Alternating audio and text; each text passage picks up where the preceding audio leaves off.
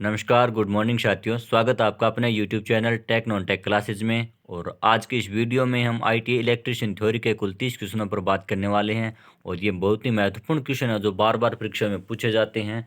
और ये खुद के द्वारा तैयार किए गए क्वेश्चन है दोस्तों। और साथ ही एक्सप्लेन करने की भी हमने कोशिश की है प्रत्येक ऑप्शन को। तो एक्सप्लेन करने से आपका नॉलेज बढ़ता है और क्वेश्चनों की संख्या भी है वो ज़्यादा हो जाती है। तो आइए आज की इस वीडियो का 1 नंबर क्वेश्चन से हम शुरू करते हैं। और प्लीज़ चैनल को सब्सक्राइब कीजिएगा। और जैसा कि आपको पता है कि 1 जनवरी से हम पूरी थ्योरेटिकल क्लास है वो लगाने वाले हैं। अगर आपका सपोर्ट अच्छा रहा तो हम ज़्यादा से ज़्यादा आपको क्वेश्चन और क्लासेस करवाने की कोशिश करेंगे। और ये महत्वपूर्ण क्वेश्चन है आज का। बात करते हैं कि सिंगल फेज प्रणाली में फेज तार का रंग है वो क्या रखा जाता है। तो सिंगल फेज प्रणालियाँ जैसे भारतीय मानकों के अनुसार है वो सिंगल फेज प्रणाली होती है, 3 फेज प्रणाली होती है। यानी सिंगल फेज होगी एक, तो सिंगल फेज हो गई, और 3 फेज प्रणाली हो गई, और एक होती है डीसी प्रणाली। डीसी प्रणाली सिंगल फेज प्रणाली में तो 2 प्रकार के तार होते हैं, जिसमें एक हो गया जैसे सिंगल सिंगल फेज प्रणाली, एक तार हो गया इसमें फेज का, और एक हो गया न्यूट्रल का। तो फेज का रंग होता है वो लाल होता है, और न्यूट्रल होता है काला।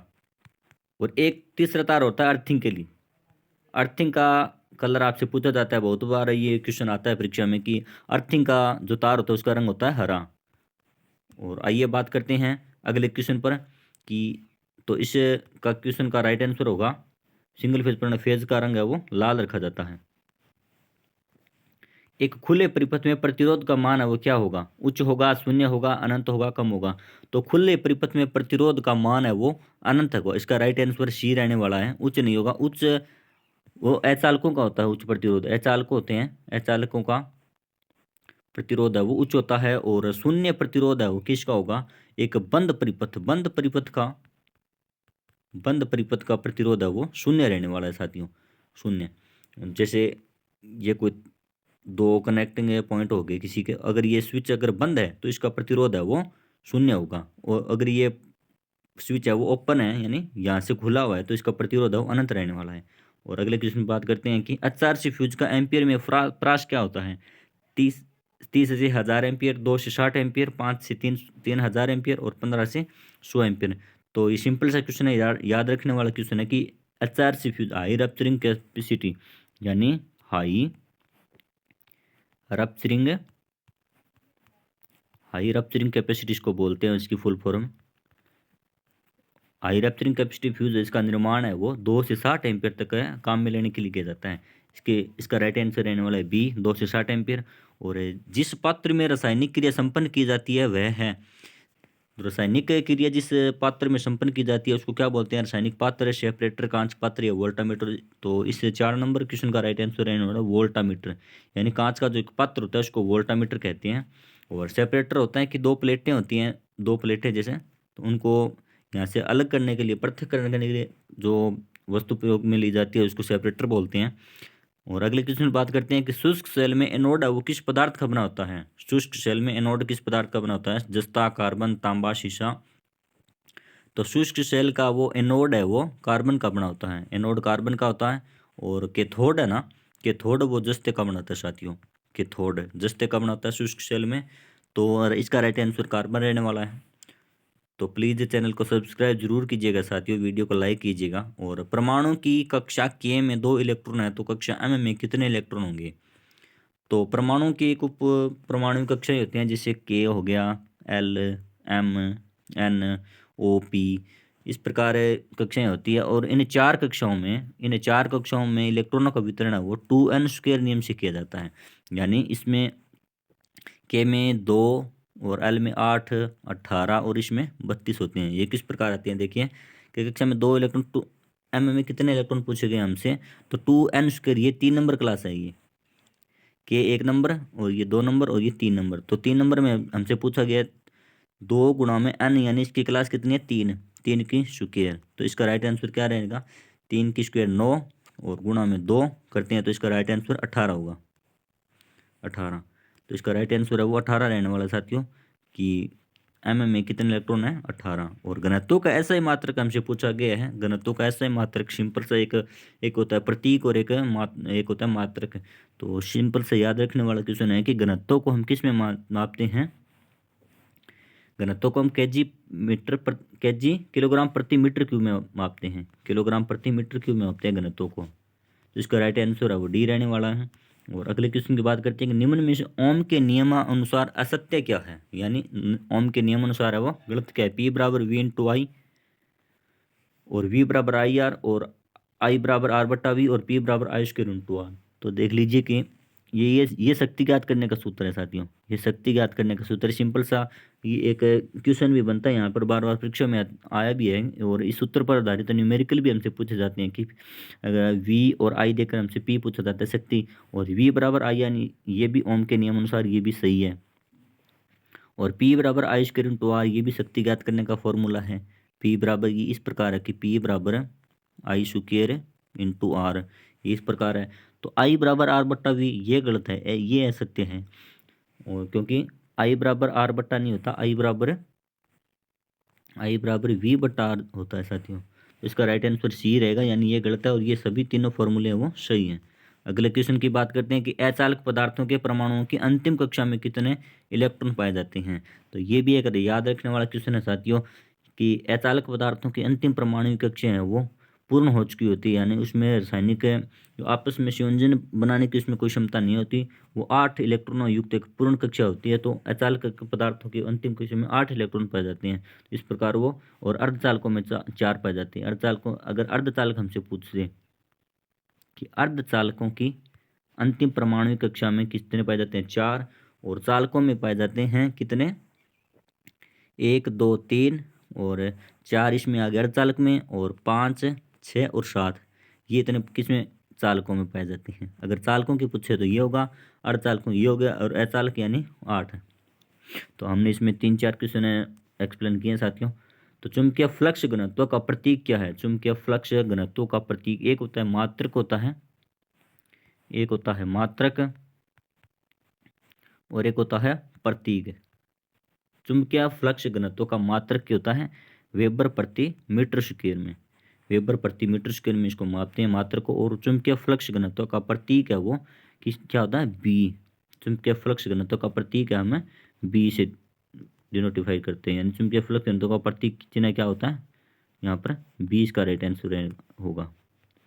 और अगला क्वेश्चन पर बात करते हैं कि सिलिकॉन स्टील में सिलिकॉन की मात्रा है वो कितने प्रतिशत रखी जाती है, 10%, 97%, 22% और 2.4% है।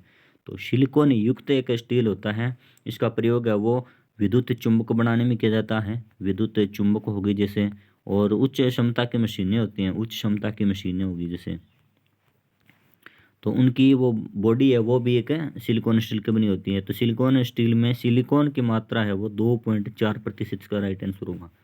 2.4% में सिलिकॉन की मात्रा वो रखी जाती है, तो इसका राइट आंसर रहेगा 2.4%। और निम्न में से कौन सा एक गुण है वो चुंबक का नहीं है, चुंबक का कौन सा गुण नहीं है कि प्रेरण का गुण नहीं है, या आकर्षण का नहीं है, प्रत्याकर्षण का नहीं है, एक ध्रुव का नहीं है।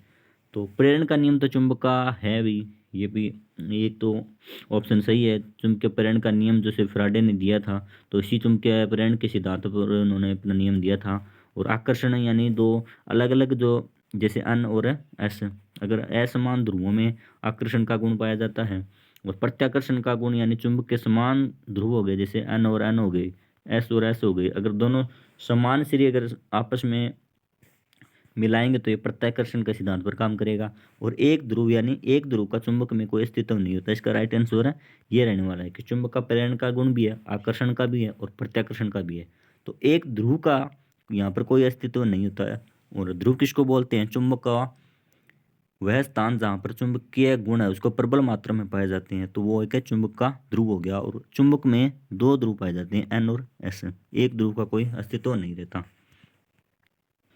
और अगले क्वेश्चन पर बात करते हैं साथियों, प्लीज़ वीडियो को पूरी देखना। और ये बहुत ही महत्वपूर्ण क्वेश्चन है जो कि हरियाणा लाइनमैन, SAWP और राजस्थान टेक्निकल हेल्पर है, और DMRC, JVVNL, UPPCL, Punjab lineman आदि में इलेक्ट्रिशियन थ्योरी का जहाँ पोर्सन रहता है वो प्रत्येक एग्जाम में ये क्वेश्चन आई हुए हैं क्वेश्चन है भाई।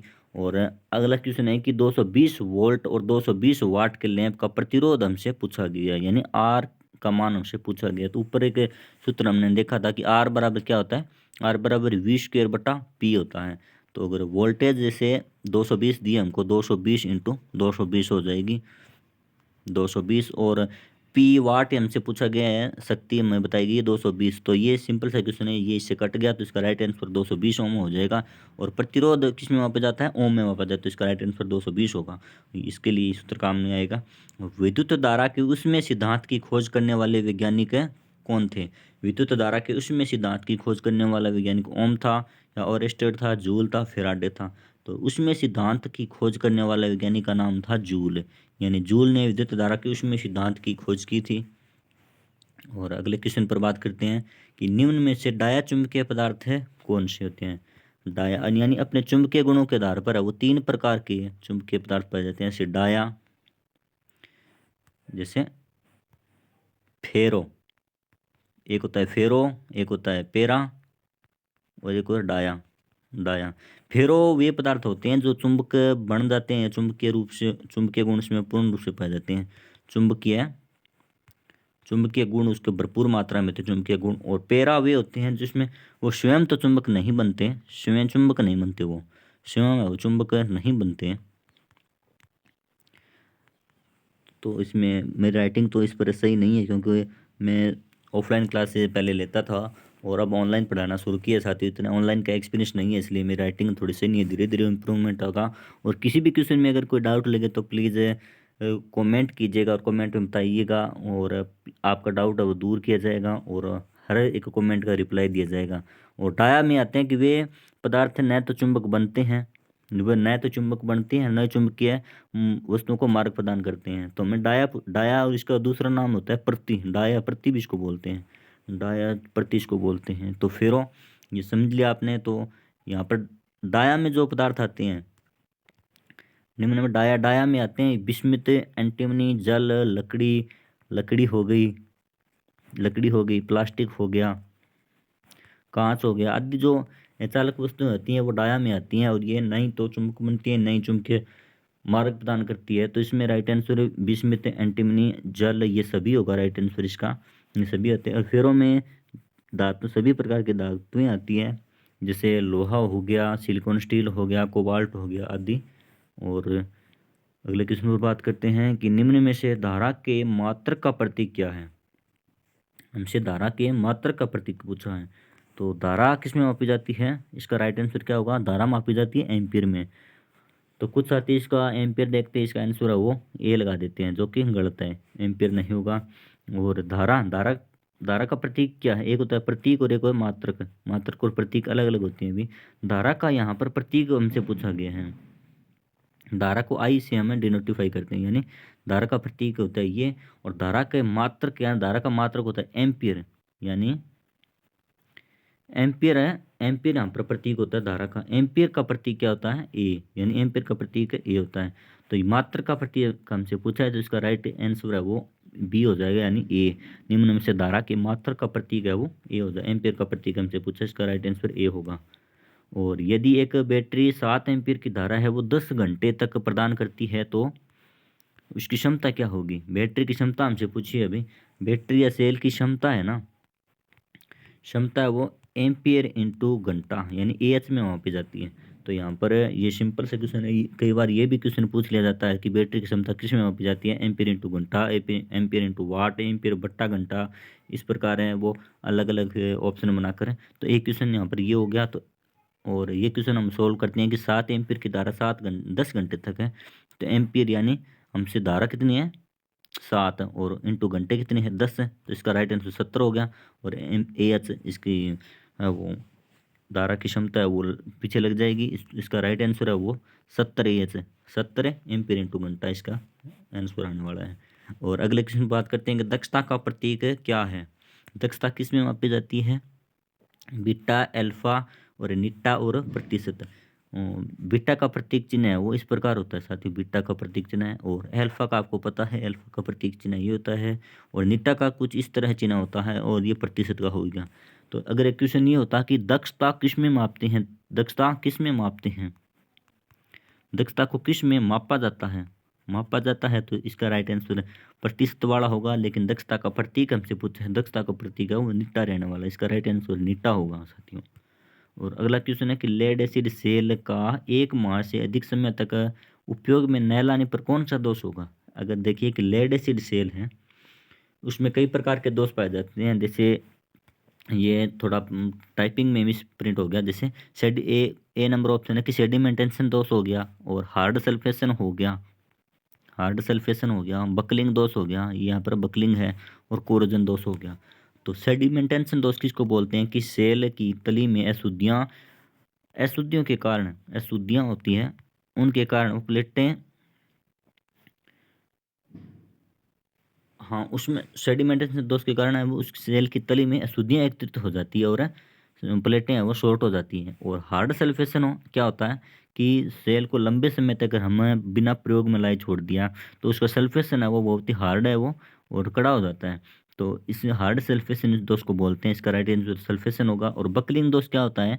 बकलिंग दोष होता है कि जैसे बैटरी को हमें एकदम से अधिक धारा पर बैटरी को अधिक धारा पर चार्ज करते हैं, अधिक धारा पर चार्ज करते हैं तो प्लेटें फूल जाती हैं और शॉर्ट हो जाती हैं, इस दोष को बकलिंग बोलते हैं। और कोरोजन दोष किसको बोलते हैं? कोरोजन दोष होता है किस जो सेल के टर्मिनल होते हैं, जैसे ये दो टर्मिनल हो गए, एक हो गया माइनस और ये प्लस है, तो बैटरी के अगर ये टर्मिनलों पर है एक अचालक पदार्थ की परत जम जाती है, यहाँ पर अचालक पदार्थ की नीली परत जम जाती है, जिससे सेल है वो ये बैटरी है वो काम नहीं कर पाती अच्छी तरीके से। तो ये जो परत आती है इसको कोरोजन दोष बोलते हैं। तो साथियों प्लीज़ चैनल को सब्सक्राइब ज़रूर कीजिएगा और वीडियो को लाइक कीजिएगा, और आपसे हम बहुत उम्मीद रखते हैं साथियों, इतनी मेहनत से क्वेश्चन तैयार किए हैं, और प्लीज़ सब्सक्राइब जरूर करना चैनल को। और जो IT इलेक्शन थ्योरी का जो अगर कोई भी क्वेश्चन का डाउट आपको लगे तो कमेंट में ज़रूर बताना साथियों। और अगला क्वेश्चन बात करते हैं कि किसी चालक का प्रतिरोध है वो किस पर निर्भर करता है? किसी चालक का प्रतिरोध होता है जैसे चालक का प्रतिरोध किस पर, लंबाई पर है या पदार्थ किस्म पर, तापमान पर, या सभी पर है? तो इसका राइट आंसर है वो सभी रहने वाला है। देख लीजिए किस प्रकार है कि रो बराबर होता है रो का अपन आर बट्टा में एल, ये विशिष्ट प्रतिरोध होता है, ये हो गया एल। तो आर बराबर रो एल बट्टा में ए, आर बराबर रो एल बट्टा में ए, ये इसका फॉर्मूला होगा। तो प्रतिरोध अब किस पर निर्भर करता है? प्रतिरोध लंबाई के समानुपाती है, यानी लंबाई पर निर्भर करता है, और एरिया पर निर्भर करता है, और ये विशिष्ट प्रतिरोध में पदार्थ की किस्म पर भी निर्भर करता है, और टेम्परेचर यानी PTC और NTC चाल भी प्रतिरोध होता है। तो इस आधार पर कह सकते हैं कि इसका राइट आंसर है वो ऑल होगा, ऑल अबव, यानी सभी चीज़ पर चालक का प्रतिरोध है वो निर्भर करता है। और अगला क्वेश्चन है कि 20 ओम के प्रतिरोध में से अगर 2.5 एम्पीयर की धारा अगर प्रवाहित होगी तो विभवांतर क्या होगा, या विभवांतर पूछा है हमसे। तो V बराबर I/R होता है। तो हमसे V ज्ञात करने के लिए I यहाँ पर दिया गया 2.5 और इंटू प्रतिरोध कितना है 20 ओम। तो इसका 2.5 का 20 से गुणा करने पर राइट आंसर आएगा 50 वोल्ट, 50 वोल्ट। इसका राइट आंसर क्या होगा? 50 वोल्ट इसका राइट आंसर होगा। और सिंपल सा क्वेश्चन है, और ये इस प्रकार के न्यूमेरिकल है वो बहुत पूछे जाती हैं परीक्षाओं में। और वोल्टेज सेल में स्थानीय क्रिया दोष को दूर करने के लिए जस्ते पर परत चढ़ाई जाती है। किस चीज़ की परत है वो जस्ते पर चढ़ाई जाती है? टिन की, शीशे की, जस्ते की, या तांबे की? तो वोल्टेज सेल में स्थानीय क्रिया दोष को दूर करने के लिए जस्ते पर है वो पारे या शीशे की परत चढ़ाई जाती है, यानी पारा भी यहाँ पर ऑप्शन हो तो पारा भी हो सकता है, पारा और शीशे की परत चढ़ाई जाती है। और अगला क्वेश्चन में बात कर लेते हैं कि तांबे का गलनांक बिंदु कितना है? तांबे का गलनांक बिंदु हमसे पूछा गया है 900 डिग्री सेल्सियस, 1080 डिग्री सेल्सियस, और 3500 डिग्री सेल्सियस, और 960 डिग्री सेल्सियस। तो राइट आंसर इसका सिंपल सा क्वेश्चन है, और या ये याद रखने वाला क्वेश्चन अभी ये थ्योरेटिकल क्वेश्चन है कि 1080 डिग्री सेल्सियस से तापमान पर तांबा है वो पिघल जाता है, तांबा पिघल जाता है, तांबा पिघल जाता है 1080 डिग्री सेल्सियस पर। और ये क्वेश्चन है बहुत बार परीक्षा में पूछा गया क्वेश्चन है कि निम्न में से कौन सा, अगले क्वेश्चन बात करते हैं कि कौन सा एक अग्नि से अप्रभावित रहने वाला अचालक है? अग्नि से अप्रभावित रहने वाला अचालक कौन सा है? यहाँ पर बेकेलाइट है, या अब्रक है, या एबोनाइट है, या PVC है? तो बेकेलाइट, अभ्रक, पीवीसी और एबोनाइट में अग्नि से प्रभावित रहने वाला चालक वो अभ्रक होगा। यानी पीवीसी, एबोनाइट और बेकेलाइट ये एक ही श्रेणी के अचालक हैं, तो ये अग्नि से प्रभावित होते हैं, भंगुर प्रकृति के होते हैं। थोड़ा बहुत अगर आग के संपर्क में आते हैं तो भंगुर प्रकृति हो जाती है, ये बिखर जाते हैं आपस में। लेकिन अभ्रक है वो अग्नि से अप्रभावित रहने वाला चालक है, अचालक है। अगले क्वेश्चन बात करते हैं कि कोर्क स्क्रू नियम का प्रयोग है वो निम्न में से क्या ज्ञात करने के लिए किया जाता है। कोर्क स्क्रू का नियम है विद्युत धारा का मान ज्ञात करने के लिए, चुंबकीय क्षेत्र की दिशा या चालक की घुमाव दिशा, या ऑल यानी ऑल अबव सब कुछ है। इसका राइट आंसर रहने वाला है चुंबकीय क्षेत्र की दिशा ज्ञात करने के लिए। इस कोर्क स्क्रू नियम का दूसरा नाम है मैक्सवेल का कोर्क स्क्रू नियम। मैक्सवेल कोर्क स्क्रू नियम इसको बोल सकते हैं दोस्तों कि मैक्सवेल कोर्क स्क्रू नियम में क्या कहता है कि जिस प्रकार ये कोई चालक है और इसमें धारा जा रही है प्लस से माइनस की ओर। तो एक इन्होंने बोतल के द्वारा इन कोर्क स्क्रू में ढक्कन के द्वारा एक थ्योरी का ये सूत्र दिया था कि चुंबकीय क्षेत्र की दिशा ज्ञात करने के लिए हम इसमें अगर कोर्क स्क्रू अगर पेज के द्वारा चुंबकीय क्षेत्र की दिशा ज्ञात करेंगे तो जिस दिशा में हमको घुमाएंगे कोर्क स्क्रू को दिशाएंगे तो वही उसकी घुमाव दिशा होगी। अगर ये पूरा एक्सप्लेन हम उस थ्योरी की क्लास में करेंगे तो यहाँ पर समझ नहीं पाओगे। कोर्क स्क्रू का नियम है वो चुंबकीय क्षेत्र की दिशा ज्ञात करने के लिए प्रयोग किया जाता है। और इसका राइट आंसर होगा प्रेरित धारा उसी का विरोध करती है जिसके कारण वह पैदा हुई है। कौन सा नियम है? प्रेरित धारा उसी का विरोध करती है जिसके कारण वह पैदा हुई है, नियम है लेंज का नियम है। ये याद रखने वाला क्वेश्चन है कि प्रेरित धारा है वो जिसका विरोध करती है किसके कारण? लेंज का नियम है। और निम्न में से एक वेबर बराबर है, एक वेबर वो बराबर है किसके बराबर है? एक वेबर बराबर है एक मैक्सवेल, 10⁸ मैक्सवेल, 100 मैक्सवेल और 0 मैक्सवेल। तो एक मैक्सवेल है, 10⁸ मैक्सवेल है, निम्न से एक वेबर होगा 10⁸ है मैक्सवेल, 10⁸ है मैक्सवेल। तो इसका राइट आंसर है वो बी हो जाएगा। इसका राइट आंसर बी हो जाएगा कि 10⁸ मैक्सवेल एक वेबर बराबर होता है। और अगर ऐसा पूछ लिया जाए कि एक मैक्सवेल बराबर क्या होता है? एक मैक्सवेल बराबर कितना होता है? 10⁻⁻8 वेबर, 10⁻⁸ वेबर इसका राइट आंसर होगा अगर ऐसा होता तो। रिलेक्टेंस का ऐसा ही मात्र रिलेक्टेंस किस में मापा जाता है? रिलेक्टेंस वेबर प्रति एम्पियर टर्न में मापा जाता है। रिलेक्टेंस वेबर प्रति एम्पियर टर्न में मापा जाता है रिलेक्टेंस। और अगला क्वेश्चन है कि निम्न में से फेरो चुंबकीय पदार्थ है वो क्या है? फेरो चुंबकीय पदार्थ है कोबाल्ट, एल्यूमिनियम, तांबा, उपरोक्त सभी। तो कोबाल्ट फेरो चुंबकीय वे पदार्थ होते हैं, लोहे चुंबकीय पदार्थ इनको बोल सकते हैं, जो स्वयं भी चुंबक बनते हैं और चुंबकीय पदार्थ को मार्ग प्रदान करते हैं एक प्रकार से। तो कोबाल्ट ही इसका राइट आंसर होगा क्योंकि एल्यूमिनियम, तांबा ये पेरा में आते हैं, ये एल्यूमिनियम और तांबा पेरा में आते हैं। और चुंबकीय क्रोड धातु किसकी बनी होती है? कार्बन की, कार्बन स्टील की, सिलिकॉन स्टील की या कास्ट आयरन की? तो चुंबकीय कोर धातु है वो सिलिकॉन स्टील की बनी होती है साथियों, सिलिकॉन स्टील इसका राइट आंसर रहने वाला है। तो धन्यवाद। और आज के हमारे 30 क्वेश्चन पूरे हो गए और आपका दिन शुभ हो। धन्यवाद साथियों।